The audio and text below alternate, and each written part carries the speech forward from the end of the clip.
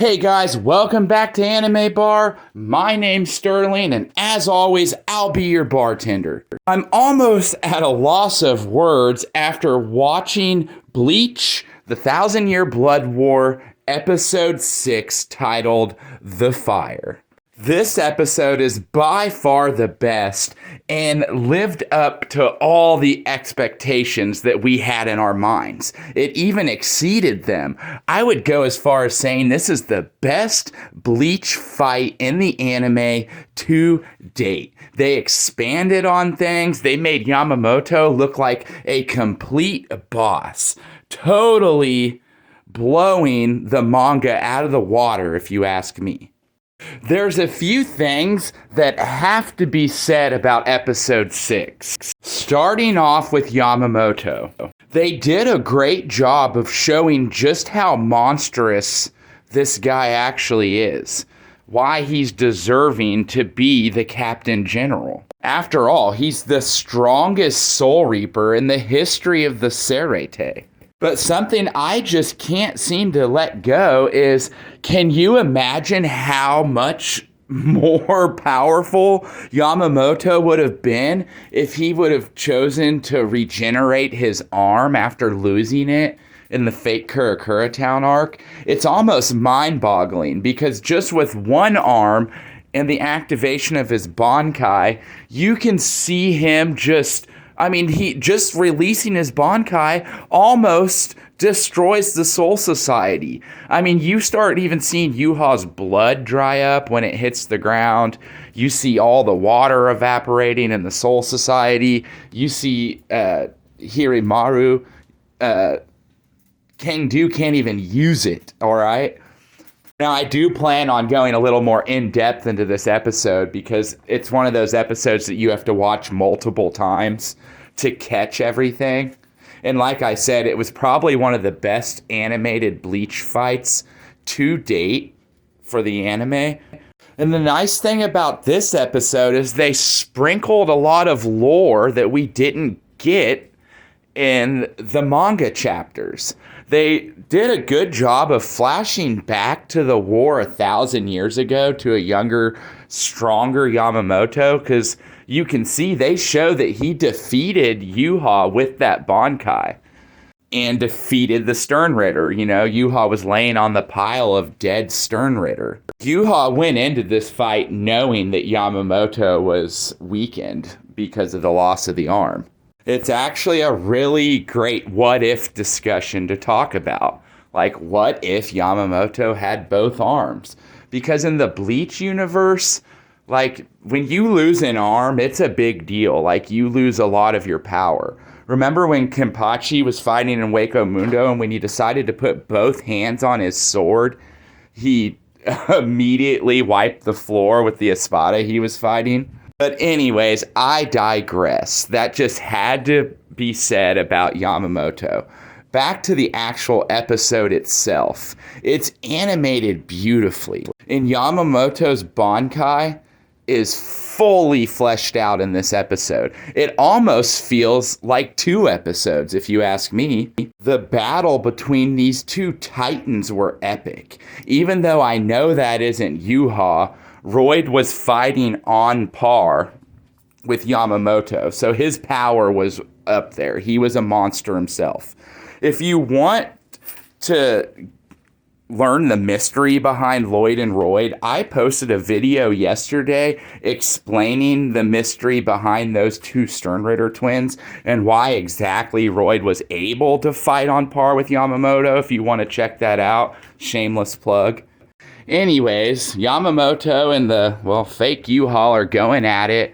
And I mean, the battle is awesome. I mean, they're on the rooftops of the barracks running around, tearing them up. There's one point where Yamamoto pulls all the heat and the flames and everything right into his sword, right into the tip of the sword, and everything goes back to normal in the Serite, besides, like, you can see the heat rippling through the air. And the animation for that was done really well. It kept switching to all the captains and their, like, admiration for their captain. Like, holy crap, he is strong.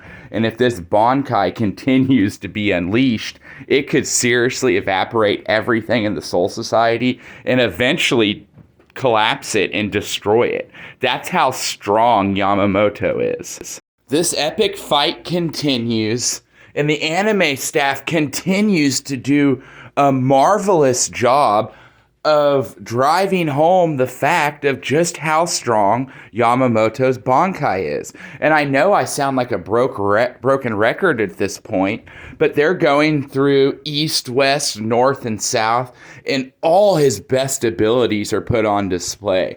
This is pretty much a love letter to Yamamoto, this entire episode, and it was just completely splendid, and I am 100% here for it. Like I said, they sprinkled a lot of good lore in there and showed you young Yamamoto and how strong he was. I mean, this guy is literally, this old man standing there melting through the ground because he's so hot. Like, it's said that it's supposed to be 15 million Celsius.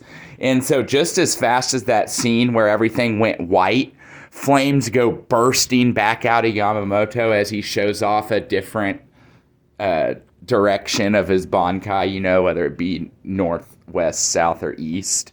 Anyways, and it's said that he's supposed to be emitting 15 million Celsius. Like, if it wasn't for the blue, Yuha and Hashwalth would have just been burnt to a crisp. I think my favorite part about this episode, other than just Yamamoto being a complete boss, is, like, you see the shock on fake Yuha's face and Hashwalth's face, and they're just like, wow, like, now we know why this guy is who he is. And so, anyways, there's an awesome 3D scene where Yamamoto begins to raise the dead in the form of the fallen Stern Ritters that he's killed over the last 1,000 years. So his Bankai, part of his legendary, broken, overpowered Bankai, the South version, allows him to actually raise the dead. So Yuha is left facing, like, his past comrades. And keep in mind, this is the fake Yuha, so he's, like, showing quite a bit of emotion towards his fallen comrades that he sees. And, like, this part of Old Man Yama's Bankai isn't supposed to just be extremely powerful. It's supposed to mentally break you. Like, imagine seeing your best friends that you fought, like, a war with that died all of a sudden raised back from the dead, wanting to destroy you, and you have no other choice but to slay them. Like, just mentally alone, this Bankai can totally F somebody up.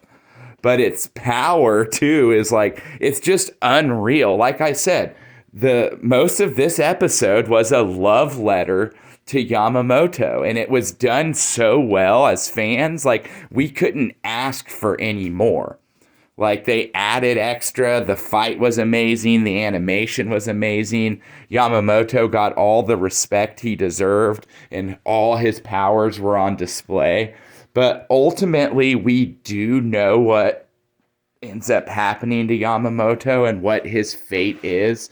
And yes, Royd, disguised as Yuha, was very, very strong because he had all his memories, which means he could use his abilities. And he just had immense spiritual pressure because he's a strong Quincy.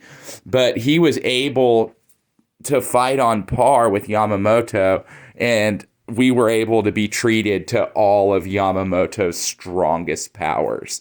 But like I said, this love letter does ultimately end, like we all know. And Royd's laying there saying sorry to Yuha. And Yamamoto's like, oh my goodness, like, why would he be apologizing? He's the boss. And it all kind of starts to click for Yamamoto. And the real Yuha shows up and just mercilessly kills Royd, says, hey, thanks, and kills him. So, like, he does not care about his fallen comrades or his fallen Sternritter. It's just all about his mission and him winning. He could care less about the Sternritter. So the South version of Yamamoto's Bankai probably wouldn't have bothered the real Yuha that much, to be honest. But in a scene that was really tragic, but also beautiful at the same time, Yuha draws his holy sword, and Yamamoto, he knows it's over.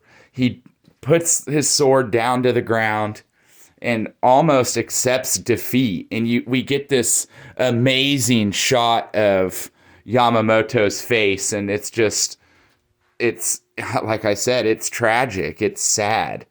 And just like that, the strongest Soul Reaper of all time, the oldest Soul Reaper, the founder of the Gotei 13, is slaughtered right in front of our eyes, completely cut in half. And guys, we're lucky this anime has a midnight time slot because they show everything. And that's how the episode ends, is with my personal favorite Soul Reaper being sliced in half by the leader of the Quincy's, Yuha Ba. And that ends the best episode of Bleach to date, and definitely the best episode of the 1,000-Year Blood War arc. Rest in peace, Yamamoto. You were a goat. So that'll be the end of our video, guys. Thanks for coming back to Anime Bar and enjoying our, I guess you could say, ode to Yamamoto and listening to our thoughts on episode 6. I'd like to keep the conversation going on below in the comments, and if you had any confusion about the Lloyd or Royd twins, like I said, go ahead and check out the video I posted the other day explaining the mystery behind them. And don't forget to join us every Monday and Tuesday for Bleach breakdowns and videos like these explaining our favorite things about each Bleach episode that airs every Monday. I can't believe it's back. I can't believe what we just watched. It was amazing. And like I said, I'll be dropping a second video discussing all the eyes and stuff. But until then, this is Sterling signing out, guys.